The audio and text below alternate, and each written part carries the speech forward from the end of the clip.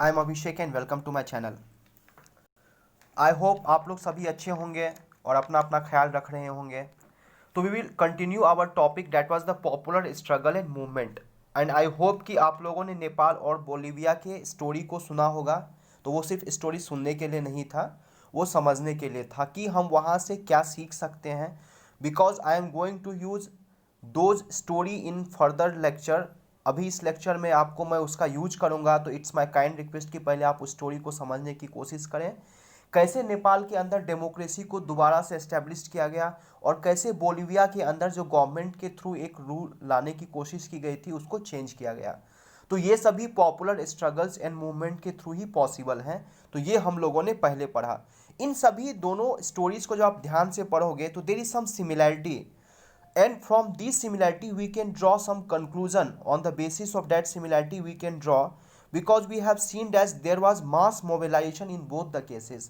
Mobilisation का meaning क्या होता है कि जब बहुत से संख्या में एक मॉब किसी एक पर्टिकुलर ऑब्जेक्टिव्स के लिए अपने डिमांड को रखने के लिए गवर्नमेंट के सामने आती है, तो that is known as mobilisation. हम लोग डिटेल्स में इसके बारे में और भी पढ़ेंगे और फिर आगे पढ़ेंगे कि ये सभी डिमांड्स जो हैं वो चाहे तो एक पॉलिटिकल पार्टी के थ्रू भी इन्फ्लुएंस्ड होता है या एक डिफरेंट डिफरेंट ग्रुप्स होते हैं जिसको कि प्रेशर ग्रुप्स, मूवमेंट ग्रुप्स। तो we will talk more about it in the later videos.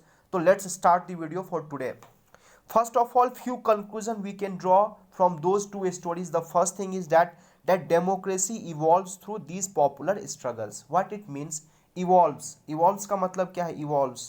Evolve का मतलब क्या होता है कि आपको पता है इवोल्यूशन, जैसे कि ह्यूमन बींग का इवोल्यूशन, हमारा और आपका evolution, how it happened. Initially we were the monkeys, धीरे धीरे हमारे बॉडीज के अंदर चेंज आया, चेंज आते आते हम एक कंप्लीट मैन के फॉर्म में आज कन्वर्ट हो गए हैं, इवॉल्व हुए हैं। This is called evolution. In the similar manner democracy कोई एक दिन की चीज नहीं है कि डेमोक्रेसी आज ले आओ और यही democracy. Democracy is never a complete world. वो डेमोक्रेसी टाइम के साथ साथ इवोल्यूशन होता है उसके अंदर, और वो इवोल्यूशन कहाँ से पॉसिबल है? Through this popular struggles. क्योंकि कोई भी चीज़ आइडल नहीं है। वो डेमोक्रेसी टाइम के साथ साथ इवोल्यूशन होगा, उनमें बदलाव आएगा जो कि जनता के ख्यालों को रखा जाएगा, जिसके थ्रू वो डेमोक्रेसी धीरे धीरे वो परिवर्तन होगा। तो this is the democracy. From this popular struggles it will be evolved.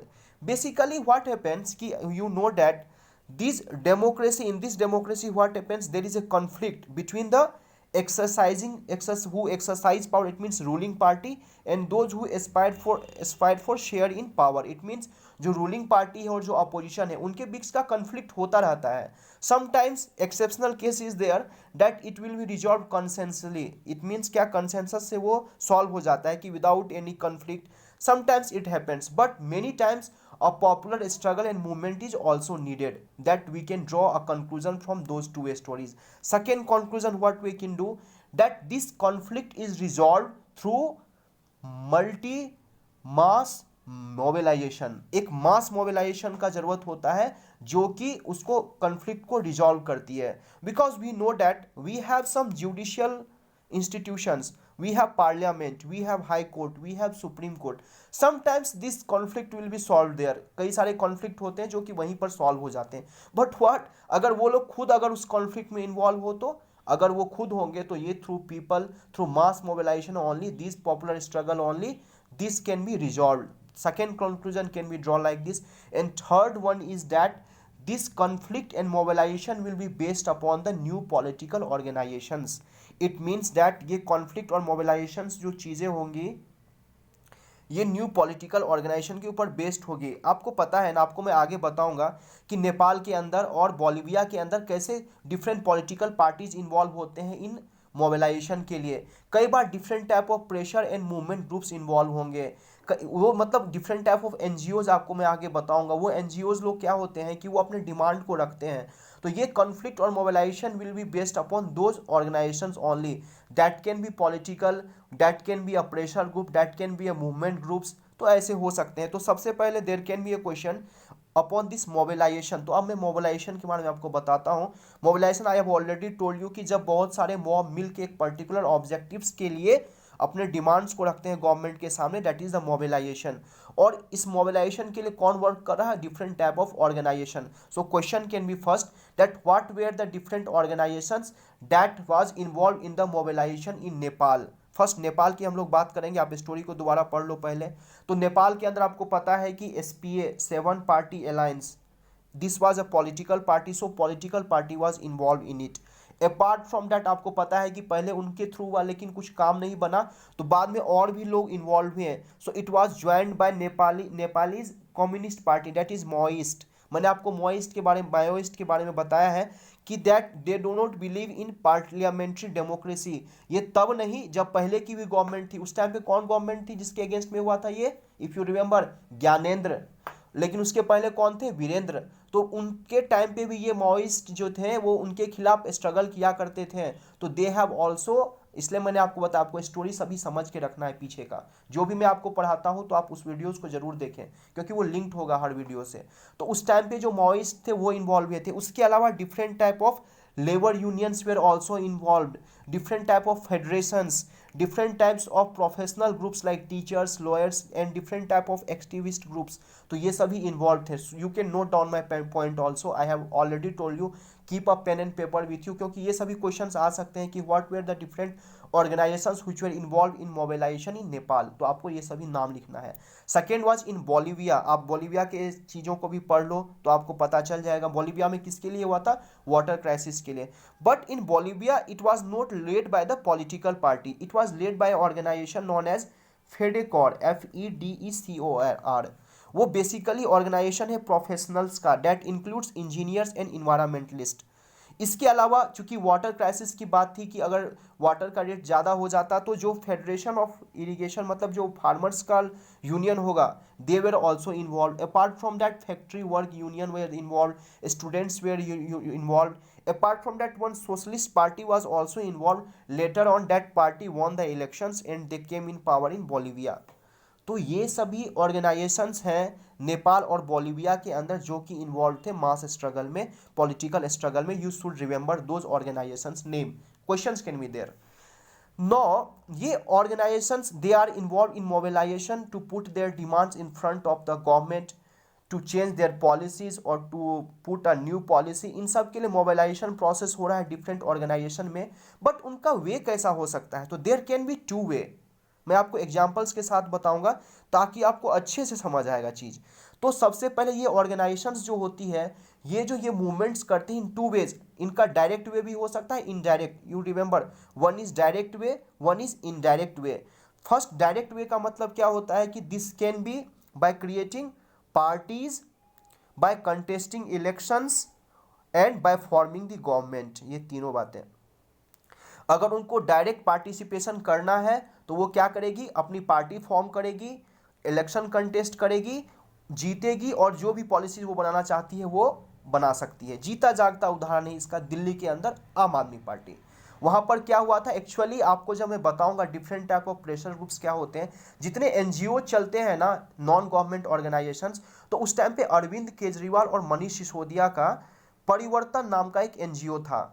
और वो लोग सभी बाद में जब अन्ना हजारे जी आए थे तो लोकपाल के विरोध में वो लोग एक पॉलिटिकल स्ट्रगल कर रहे थे, एक मूवमेंट चला रहे थे जिससे कि लोकपाल लाया जाए। लेकिन बाद में उनको क्या लगा कि इससे काम नहीं हो रहा है, तो उन्होंने एक पार्टी फॉर्म किया जिसका कि नाम है आम आदमी पार्टी। और आपको पता है कि बहुमत से सरकार आई थी वहाँ पर, और अभी भी उनकी ही सरकार है।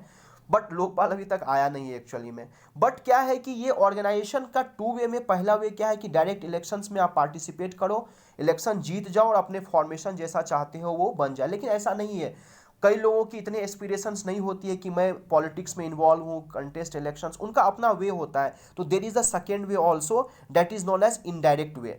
इनडायरेक्ट, एक तो डायरेक्ट वे में इलेक्शन कंटेस्ट करना, दूसरा होता है इनडायरेक्ट वे। उनका इनडायरेक्ट वे में क्या होता है, they do not have interest in politics, they do not want to contest election, they do not want to form government, but they want to put their demands in front of the governments. तो those organisations, उनका जो second way indirect way में, वो different organisations बना के they put their demands to by forming an organizations and different type of activities, these are called interest groups or pressure group. मैं आपको बताऊंगा। इसमें भी जो प्रेशर ग्रुप्स बनेंगे जो अपनी डिमांड को रखते हैं वो दो तरीके से रख सकती है। एक तो उनका पर्टिकुलर सेक्शन के लिए जिसको कि सेक्शनल प्रेशर ग्रुप बोलते हैं, और एक पब्लिकली एक पूरा कलेक्टिव उनका भी अपना एक मोटो है जिसको कि पब्लिक इंटरेस्ट ग्रुप बोलते हैं। तो there are two parts of pressure groups. इसी तरह से different type of movement groups भी होते हैं जो कि एक पर्टिकुलर मूवमेंट, एक पर्टिकुलर इशू स्पेसिफिक के ऊपर वो वर्क करते हैं, तो वो आगे पढ़ेंगे हम लोग। सिंपली आप समझो कि उनका इनडायरेक्ट वे में क्या होता है कि they form an organisation and they will put their demands. Those type of organizations are known as pressure groups or movement groups.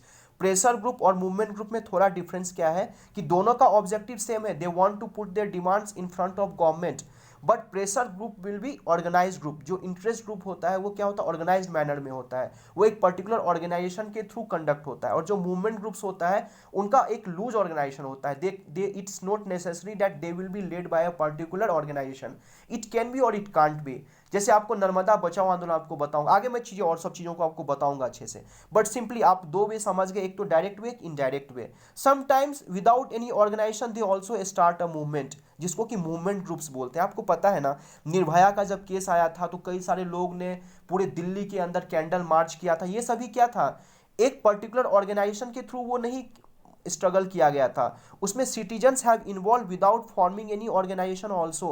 तो this is also the way, so you keep to remember there are two ways by which this struggle can be done. One is direct way, one is indirect way. Direct way means directly contesting the elections, indirect way means forming an organization, or without any organizations you can also put there your demands, like different type of interest group, different type of pressure groups, different types of individual also भी involve हो सकते हैं। तो ये सभी चीज़ें हैं।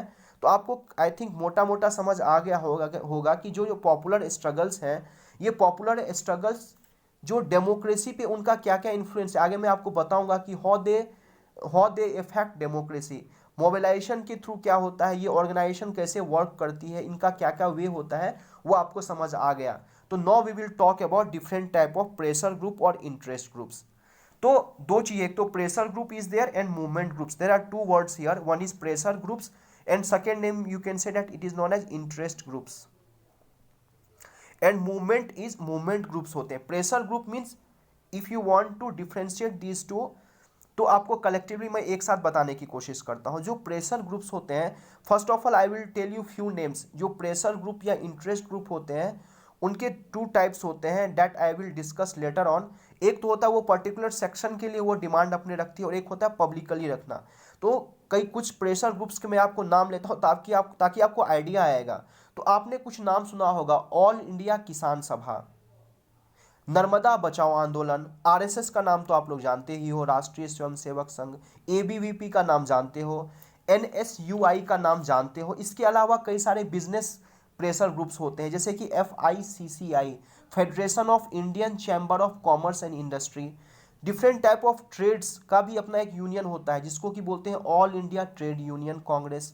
इसके अलावा हिंदी मजदूर सभा होते हैं। इसके अलावा अगर कुछ क्या प्रोफेशनल्स के भी ग्रुप बनते हैं, जैसे बार काउंसिल ऑफ इंडिया है, इंडियन मेडिकल एसोसिएशन है। अगर आप किसी पर्टिकुलर आप किसी अगर कंपनी में वर्क कर रहे हो, जैसे मेरे डिपार्टमेंट में इंजीनियर एसोसिएशन है। इसके अलावा कास्ट से रिलेटेड भी कुछ हरिजन सेवक हैं। इसके अलावा एनएसयूआई है, एबीवीपी आपको बताया। तो ये different types of pressure group और इंटरेस्ट ग्रुप है जो कि अपने डिमांड्स को रखने के लिए गवर्नमेंट के सामने अपने चीज़ों को रखने की कोशिश करते हैं। आई थिंक दैट थोड़ा बहुत आइडिया आपको आ चुका होगा कि ये प्रेशर ग्रुप और इंटरेस्ट ग्रुप क्या होता है, कौन कौन से टाइप्स के होते हैं, क्या क्या नाम है, आपको याद रखना है। तो सबसे पहले थोड़ा बुक से हट के बात करते हैं। ये जो संविधान के अंदर जब आर्टिकल 19 आप पढ़ोगे कॉन्स्टिट्यूशन में, तो we have rights to form association. तो ये सब जो प्रेशर ग्रुप, इंटरेस्ट ग्रुप बन रहा है या मूवमेंट ग्रुप्स बनते हैं, ये आर्टिकल 19 का ही फायदा लेते हैं। ये थोड़ा हट के मैंने आपको बताया। थोड़ा आप जब यूपीएससी पढ़ोगे तो आपको थोड़ा बहुत इनको लिंक करना पड़ेगा चीज़ों को, तो आपको समझ आएगा अच्छे से। तो जो आर्टिकल 19 के अंदर क्या होता है, राइट टू फॉर्म एसोसिएशन है। तो जो प्रेशर ग्रुप या इंटरेस्ट ग्रुप है वो उन्हीं के थ्रू बने हैं, या जो मूवमेंट ग्रुप बनती हैं। तो सबसे पहले what are these pressure groups. So basically these are the organisations. ये एनजीओ भी हैं एक्चुअली। कई सारे एनजीओ होते हैं जो अपने डिमांड को रखेंगे, वो एक प्रेशर ग्रुप है या एक इंटरेस्ट ग्रुप है। तो we will talk about it. So pressure groups are organisation that attempt to influence government policies. तो ये प्रेशर ग्रुप या इंटरेस्ट ग्रुप जो होते हैं वो गवर्नमेंट पॉलिसीज को इन्फ्लुएंस करने की कोशिश करते हैं। आपको पता है ना, आपको बताया था बोलीविया का एग्जाम्पल, याद है आपको कौन सा प्रेशर ग्रुप है वहां पर? नहीं याद है तो आप दोबारा उस चीज को सुनो। तो वो प्रेशर ग्रुप वहां पर क्या था कि एक ऑर्गेनाइजेशन थी जो कि गवर्नमेंट पॉलिसीज को इन्फ्लुएंस करने की कोशिश करती है, and their aim is not to directly go through the election. उनका ये पर्पस नहीं होता है कि मैं इलेक्शन लड़ूं या पॉलिटिकल पावर को शेयर करूं, और वो तभी फॉर्म होते हैं जब कॉमन एक्यूपेशन, इंटरेस्ट और एक जैसे ओपिनियंस के लोग सामने they come together to achieve a common objectives. तो these types of groups are known as pressure groups. ये जो चैप्टर है ना, ये आपको थोड़ा बारीकी से समझना है, because these are not helpful for your syllabus only, this will be helpful in your competition exams and even in UPSC also. These are very important topics, और डे टू डे लाइफ में भी आपको ये सभी चीज़ें समझना बहुत ज़रूरी है। That's why I am more, मैं आपको अच्छे से डिटेल्स में बता रहा हूँ इसी वजह से। तो ये प्रेशर ग्रुप्स आपको समझ आ गया कि ये एक ऑर्गेनाइज्ड वे में फॉर्म होता है जो कि अपने गवर्नमेंट की पॉलिसीज़ को चेंज करने के लिए अटेम्प्ट करती है। और दूसरा है movement groups. This was the pressure groups and this is the movement groups. Movement groups क्या होते हैं? वो एक पर्टिकुलर, उनका एक लूज ऑर्गेनाइजेशन होता है, वो एक किसी पर्टिकुलर ऑर्गेनाइजेशन के थ्रू वर्क नहीं करते हैं, उनका एक लूज ऑर्गेनाइज मैनर होता है। I will tell more about it कि उनका इनफॉर्मल वे होता है, इतना स्ट्रॉन्ग वे नहीं होता है प्रेशर ग्रुप के ऐसा, but their objective is same similar to the pressure groups. They also want to put their demands, they also want to attempt to influence government policies, but वो उनका क्या होता है, एक इशू स्पेसिफिक होता है, किसी एक पर्टिकुलर इशू, जैसे जैसे कि नेपाल का केस मैं आपको बताता हूँ। नेपाल का जो मूवमेंट हुआ है वो एक मूवमेंट ग्रुप्स है, because this was a democracy, this was a democracy लाने के लिए जो एक movement, a movement for democracy, this is the movement groups. Pressure groups अलग है, मूवमेंट ग्रुप्स अलग है, आपको आई think that it's going clear. Pressure group एक ऑर्गेनाइज, आपको याद रखना हो तो प्रेशर ग्रुप्स एक ऑर्गेनाइज मैनर में वर्क होता है। जो मूवमेंट ग्रुप्स होता है एक पर्टिकुलर मूवमेंट, ये एक स्पॉन्टेनियस मास पार्टिसिपेशन होता है इसमें। लाइक नेपाल के अंदर देखा, लाइक राइट टू इंफॉर्मेशन के अंदर एक मूवमेंट ग्रुप चला था, एक मूवमेंट चला था वहां पर, anti liquid movements, women's movement, environmental movements. तो ये एक पर्टिकुलर मूवमेंट, जैसे कि निर्भया का केस आया था, तो उसके उस टाइम पे मूवमेंट एक पर्टिकुलर मूवमेंट था, वो उस मूवमेंट के अगेंस्ट में एक ग्रुप्स ने किया, जो कि एक ऑर्गेनाइज वे में नहीं था, बहुत सारे लोग साथ में आए, लेकिन क्या होता है कि उनका एक लीडरशिप जरूर होता है। एक पर्टिकुलर ऑर्गेनाइजेशन ना हो बट एक लीडरशिप इज देयर। जैसे कि नर्मदा बचाओ अभियान था, आंदोलन था, उसमें आपको पता है मेगा पाटकर थी, उन्होंने क्या किया था कि एक इशू स्पेसिफिक था कि नर्मदा बचाओ आंदोलन में क्या हुआ था, आपको पता है ना, कि सरोवर डैम जो बनाने वाले थे, जिससे कि वहां पे कई सारे लोगों को वहां से हटा के दूसरी जगह ट्रांसफर करना पड़ता, तो इसके अगेंस्ट में वो लोग मूवमेंट किए थे। तो that was a movement group. I think it's clear what is difference between pressure group and what is difference between pressure group and movement group. I think it's clear to you. Pressure groups will be an organized manner, movement group will be a loose organization, and it will be informal and flexible also, it can be a spontaneous mass participation। तो I think that difference is clear. Movement के आपको मैंने examples दिए, तो I think आपको clear हो गया होगा। तो सबसे पहले इस प्रेशर ग्रुप्स के अंदर दो पार्ट है आपको, एक तो होगा सेक्शनल और एक होगा पब्लिक।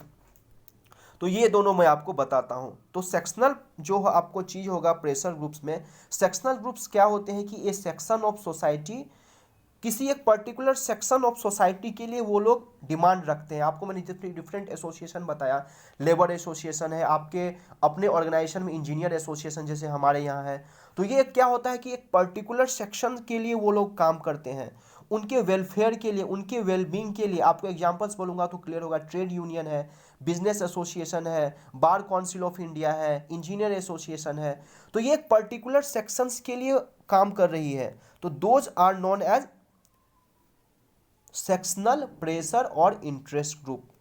आपको क्लियर है चीजें? तो ये एक होता है जो कि एक पर्टिकुलर सेक्शन के वेलबींग और उनके बेटरमेंट के लिए काम करे। सेकेंड ऐसा होता है कि second type of group will be promotional groups और public interest group. One was sectional interest group और sectional pressure group, second is public interest group और प्रमोशनल इंटरेस्ट ग्रुप। वो क्या होता है कि they promote collective rather than selective good. उनका aim एक पर्टिकुलर सेक्शन के लिए नहीं होता है, बल्कि ओवरऑल सबके लिए होता है, वो एक ग्रुप के लिए होता है।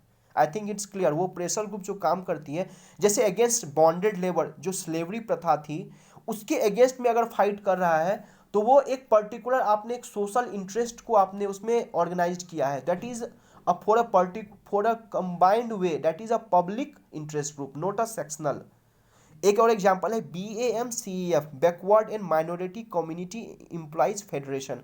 आपको नाम से क्या लग रहा होगा, ये तो किसी एक पर्टिकुलर सेक्शन का हो गया बैकवर्ड एंड माइनॉरिटी के लिए, लेकिन नहीं भैया, वो क्या है कि उसमें उसका जो प्रिंसिपल कंसर्न होता है वो सोशल जस्टिस है इन सोशल इक्वालिटी। जहां पर ऐसी चीजें कंसर्न में आएगी कि social justice, social equality, complete social की बातें अगर होने लग जाएगी तो उस टाइप का प्रेशर ग्रुप हो जाएगा पब्लिक और प्रमोशनल इंटरेस्ट ग्रुप। लेकिन एक पर्टिकुलर सेक्शन के लिए अगर डिमांड रखा जाएगा तो that is known as sectional pressure group और sectional interest group. I think that pressure groups is clear to you. आपको कई सारे एग्जांपल्स दिए हैं, दो टाइप बताया, one is sectional and second is public. ये दोनों भी क्लियर हो गया। अब मूवमेंट ग्रुप्स के बारे में बात करेंगे। मूवमेंट ग्रुप आपको मैंने बताया है कि this is form by loose organisation, और उनका डिसीजन मेकिंग भी क्या होता है, काफी इनफॉर्मल और फ्लेक्सिबल होता है, and it will depends upon spontaneous mass participations. तो मूवमेंट ग्रुप को भी मैं जो है दो पार्ट में कन्वर्ट करता हूं, एक होता है इशू स्पेसिफिक, किसी एक पर्टिकुलर इशू के लिए, और एक होता है जनरल मूवमेंट। तो इन दोनों को समझने की कोशिश करेंगे। सबसे पहले मूवमेंट ग्रुप्स आपको समझ में आ गया कि ऐसे जो किसी एक पर्टिकुलर मूवमेंट के ऊपर वो पब्लिक एजिटेशन स्टार्ट होता है, वो पब्लिक डिमांड रखना शुरू करते हैं। इशू स्पेसिफिक का मतलब उनका एक सिंबल ऑब्जेक्टिव्स होगा and that will have a single objective with in a limited time frame. वो लोग मूवमेंट करते हैं, वो एक सिंगल ऑब्जेक्टिव के लिए, जैसे कि नर्मदा बचाओ अभियान था, वो चिपको मूवमेंट था एक, आपको पता है चिपको मूवमेंट चला था, नर्मदा बचाओ आंदोलन, नेपाल के अंदर डेमोक्रेसी के लिए मूवमेंट हुआ। तो ये सभी जो है एक पर्टिकुलर एक स्पेसिफिक ऑब्जेक्टिव्स के लिए वर्क हो रहा है, एक पर्टिकुलर ऑब्जेक्टिव्स को रखने के लिए वो लोग मूवमेंट करते हैं, that is a issue specific movement. But one thing is very clear, if they don't have a organisation but they must have a clear leadership and their active life will be also short. जैसे मेगा पाटकर मैंने आपको बताया नर्मदा बचाओ अभियान में, तो उनमें क्या था कि वो लोग क्या किए थे कि उनका एक क्लियर लीडरशिप था। आगे मैं आपको बताऊंगा और भी एग्जांपल्स, मैं जब इनका इन्फ्लुएंस बताऊंगा कि कैसे इन मूवमेंट से पॉलिटिकल लीडर्स भी सामने आते हैं, तो उसमें एग्जांपल हार्दिक पटेल, कन्हैया कुमार का नाम तो सबने सुना है।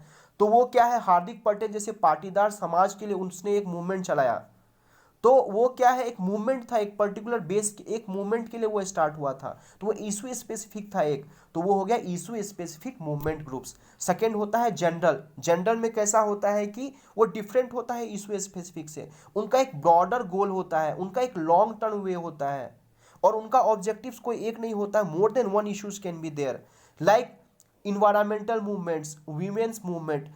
तो एक पर्टिकुलर उसका एक ऑब्जेक्टिव है और वो सदियों से चलता है। ऐसे जो मूवमेंट्स होते हैं, वीमेंस के लिए मूवमेंट, इन्वायरमेंटल मूवमेंट्स, ये सभी मूवमेंट्स उनका काफ़ी शॉर्ट टाइम के लिए नहीं होता, उनका एक लॉन्ग वे होता है।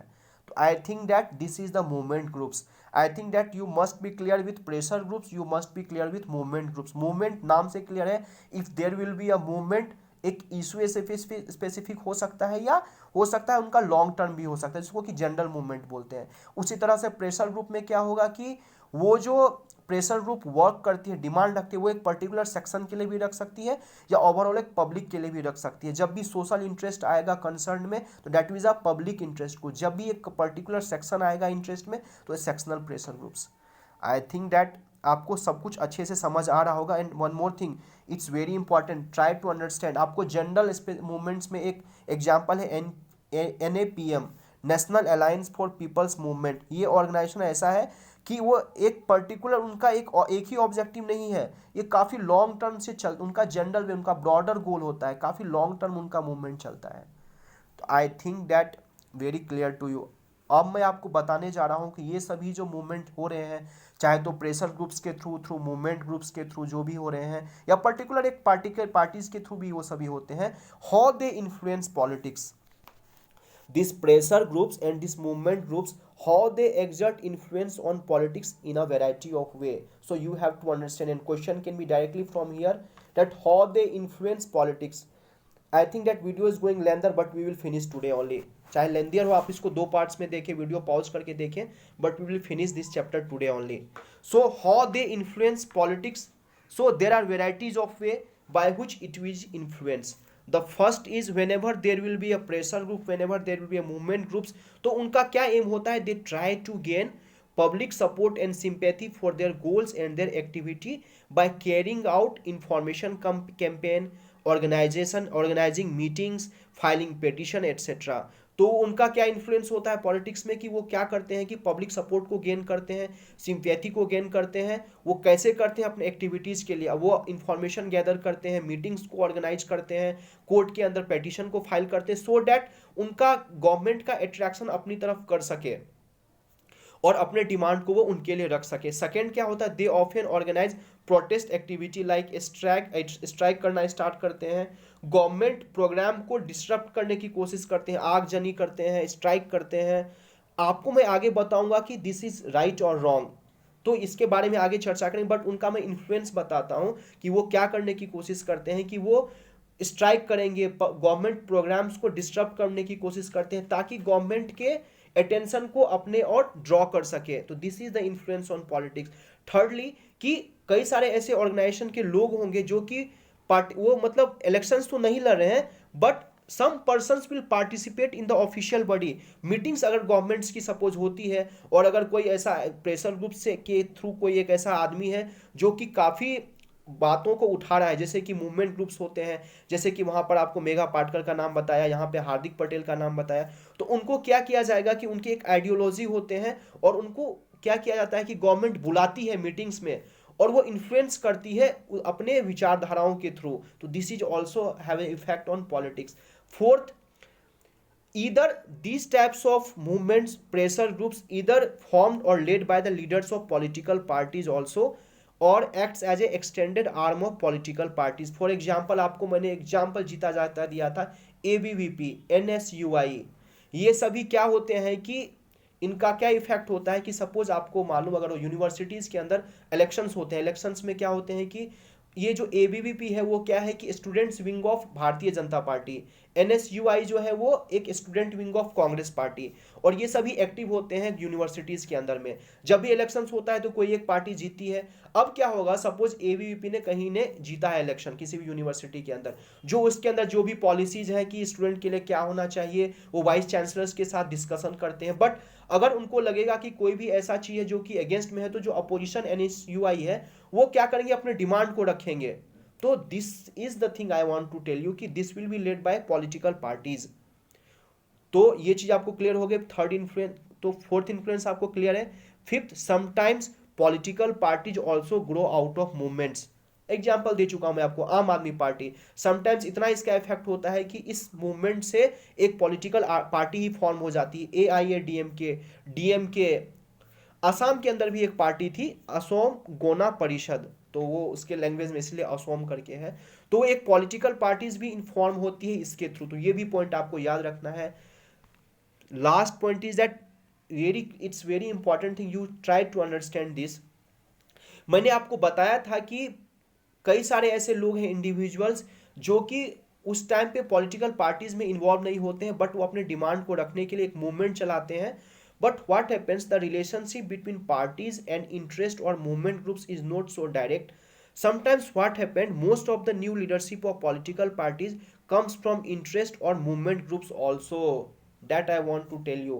जैसे आपको पता है कि हार्दिक पाटिल को नेता बना दिया गया, कन्हैया कुमार जी को बेगूसराय से खड़ा कर दिया गया था गिरिराज सिंह के अगेंस्ट में। तो वो क्या हुआ कि ये जो ऐसे कुछ मूवमेंट ग्रुप से लोग आते हैं, उनका इतना इन्फ्लुएंस होता है पॉलिटिक्स में कि पॉलिटिकल पार्टीज क्या करती है कि उनको पता है कि ये बंदे ने इस मूवमेंट के लिए काफ़ी वर्क किया, जो अपोजिशन होगी वो उसको अपने में इन्वॉल्व करेगी, अपने में इंडल करके उसको पार्टी से लड़ाती है अपने।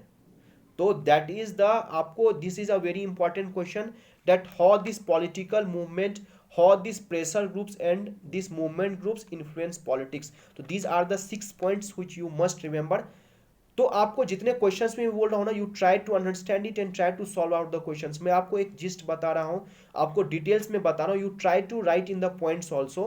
Now the last topic of this chapter is that is there influence healthy और नॉट। ये काफ़ी अच्छा टॉपिक है कि जो भी आपके प्रेशर ग्रुप्स हैं या जो भी आपके मूवमेंट ग्रुप्स हैं और जो उनका इफेक्ट हुआ है जो इनका पॉलिटिक्स पे, तो ये हेल्दी है या नहीं है। तो आपको पता है कि every coin has two sides, इसके प्रॉस और कॉन्स होंगे। क्योंकि आपने जब पढ़ा था कि जैसे कि जेंडर डिवीजन था, जेंडर डिवीजन में अगर पॉलिटिक्स इन्वॉल्व हो तो उसका पॉजिटिव इफेक्ट था, कास्ट के अंदर उसका निगेटिव इफेक्ट्स था। तो जैसे आपको मैं यही रिलीजन के अंदर उसका निगेटिव इफेक्ट था, कास्ट में क्या होगा, बोथ पॉजिटिव एंड निगेटिव। तो अभी क्या है कि इसका कुछ पॉजिटिव इफेक्टर है, निगेटिव इफेक्टर है। तो आपको जब आप इसको लिखने की कोशिश करो तो आप पर्टिकुलर आप माइंड को बाइस्ड मत करो। इन्फ्लुएंस क्वेश्चन जैसा आता है कि इसके पॉजिटिव इफेक्ट क्या है तो पॉजिटिव लिख दो, निगेटिव आता है तो निगेटिव लिख दो। But if question is there influence healthy और नॉट, तो आपको प्रॉस भी लिखना है, कॉन्स भी लिखना है, और बाद में कंक्लूजन लेना है उस चीज पे। तो ये एक तरीका होता है राइटिंग का जो आपको काफी फायदा होगा आगे। तो मैं आपको सबसे पहले निगेटिव बातें ही बताता हूँ ताकि अंत जो हो पॉजिटिव बातों से हो। तो निगेटिव मैं आपको बताता हूँ कि ये प्रेशर ग्रुप्स या जो मूवमेंट ग्रुप्स हो रहे हैं इसका क्या निगेटिव इफेक्ट होता है इन चीज़ों पे। सबसे पहला क्या होता है, आपको बताया था कि in the pressure group we have sectional pressure group. तो in that sectional group you know that it will be focused on the well being on betterment of a particular section only. तो this is not good for democracy. Democracy का मतलब होता है complete जनता, जनता को सबका साथ सबका विकास लेके चलना है। तो आप पर्टिकुलर सेक्शन के लिए अगर आप करोगे तो this is not healthy for democracy. तो पहला पॉइंट ये है इसके negative point. Second negative point क्या है कि there are not accountable to people also. चाहे दंगा कर लो, कुछ कर लो, वो तो पब्लिक ने उसको चुन के तो भेजा नहीं है, तो वो कुछ भी कर ले तो वो अकाउंटेबिलिटी उसकी कम होगी। तो इसकी अकाउंटेबिलिटी नहीं है तो आप समझ सकते हो कि कितना निगेटिव बात है। जब तक आप अकाउंटेबल नहीं होगे, जवाबदारी नहीं होगी आपके पास, जवाबदेही नहीं होगी आपके पास, तो आप इसका कुछ मतलब नहीं है। तो ऐसे प्रेशर ग्रुप्स और जो आपके मूवमेंट ग्रुप्स है वो मूवमेंट करते तो हैं for the betterment of democracy, but क्या है उनका अकाउंटेबिलिटी नहीं है। काम तो होता है बट एक रिस्पॉन्सिबिलिटी नहीं, वो पीछे हट जाएंगे तो पीछे हट जाएंगे। चाहे दंगा हुआ आगे आगे, पीछे हट गए पीछे आगे, उनका कोई जिम्मेदारी नहीं है। तो this is the second negative. Third very important, कई सारे मूवमेंट्स आपको पता है आजकल हो रहे हैं, that is influence by the money. उनका एजेंडा काफी नैरो है, और जो पैसे वाले लोग हैं, कई सारे पैसे छोड़ो, पॉलिटिकल पार्टीज क्या करती है, उनको हाईजेक कर लेती है पब्लिक को।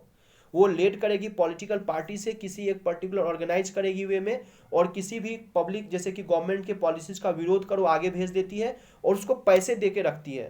तो this is very negative thing. इससे क्या होगा कि ये एक काफी बुरा रूप ले लेता है कि आप एक एजेंडा आपका काफी नैरो है, और आपने अपने पर्टिकुलर अपने पॉलिटिकल पार्टी की क्या करती है कि अपने फायदे के लिए एक ऑर्गेनाइजेशन को, प्रेशर ग्रुप को इन्वॉल्व करा देती है किसी भी मूवमेंट में। तो they can hijack through money. तो ये काफ़ी बुरी चीज़ है। तो ये सभी निगेटिव पॉइंट्स है जो कि प्रेशर ग्रुप्स और डिफरेंट टाइप ऑफ जो आपके मूवमेंट ग्रुप्स चल रहे हैं वो अपने पॉइंट्स को रखने, डिमांड को रख रहे हैं। तो that is negative points. No we will talk something positive. Positivity बताएंगे कि इनका क्या फ़ायदा है। सबसे पहला फ़ायदा ये है कि गवर्नमेंट जो है मोनार्की कभी नहीं बनेगी। जब भी ये स्ट्रगल्स हो गए तो ऑब्वियसली चाहे उनका पर्पस अगर पॉजिटिव मैनर में होगा तो this is a very good thing.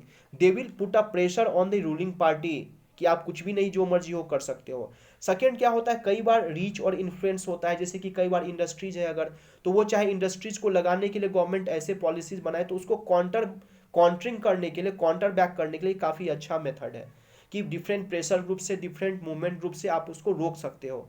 And third very good thing कि this leads to a rough balance of power and accumulation of conflicting interest. It means आपको मैं एग्जांपल से समझाता हूँ कि सपोज कहीं पर एक इंडस्ट्री लगाना है, इंडस्ट्री लगाने के लिए वहाँ पर इंडस्ट्री होगा, पॉल्यूशन होगा, आसपास के खेतों को, ज़मीन को लिया जाएगा, वहाँ से जो भी इंडस्ट्री के बाद जो मैन्युफैक्चरिंग होंगे और डिफरेंट टाइप्स ऑफ वेस्ट है वो नदियों में बहाया जाएगा। तो कहीं पर सपोज ये एस्टेब्लिश करना है, तो अगर गवर्नमेंट ने उसको पॉलिसीज़ को उसको चेक राइट कर दिया, हाँ ठीक है आप लगा लो, बट अब क्या होगा वहाँ पर, एक तो इंडस्ट्रीज का यूनियन है जो कि इंडस्ट्री लगाना चाहेगी, दूसरा होगा कि फार्मर्स का यूनियन होगा जो कि चाहेगा नहीं मैं ऐसा नहीं होने दूंगा, तीसरा होगा वाटर से रिलेटेड जो यूनियन है वो अपने चीज़ों को रखेगी। तो ये एक क्या होता है कि एक रफ बैलेंस का काम करती है। तो रफ बैलेंस का काम करती है मतलब मैं एक कंक्लूजन लेता हूँ, रफ बैलेंस का मतलब क्या हो गया कि गवर्नमेंट को हर सेक्शन के जितने भी यूनियंस होते हैं हर सेक्शन के यूनियन से बात करना पड़ेगा और एक पर्टिकुलर कॉमन डिसीजन लेना पड़ेगा। तो that's all for the entire chapter.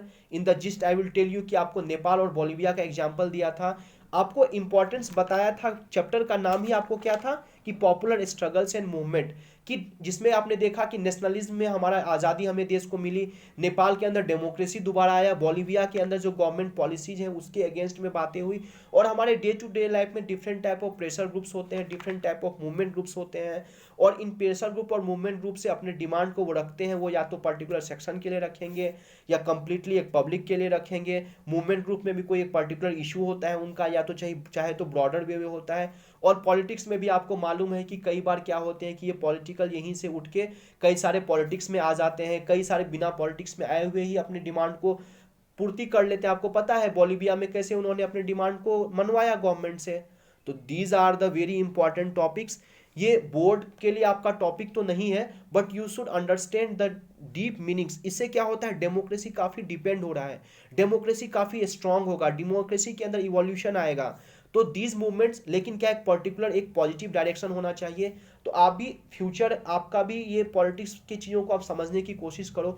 इसलिए मैं काफ़ी ब्रॉडर वे में चीज़ों को समझाने की कोशिश करता हूँ, note for a particular subject. ये सोशल साइंस खत्म करना इसलिए नहीं, आपको एक आइडिया आ जाए। आपने जब मेरे लेक्चर्स को पहले भी पढ़ा होगा तो आपको लगा होगा कि मैं एक पर्टिकुलर आपके कोर्स को खत्म करने के लिए नहीं बैठा हूँ, but I wanted to know the things in a broader way, कि समाज के अंदर क्या क्या चीज़ें हैं। ये आपको काफ़ी फायदा होगा, आज नहीं आप पूरे इंटायर लाइफ टाइम होगा। तो आप इस वीडियोस को बार बार देखें, और पीछे के भी जितने भी लेक्चर्स हैं आपको वो भी आप देखें।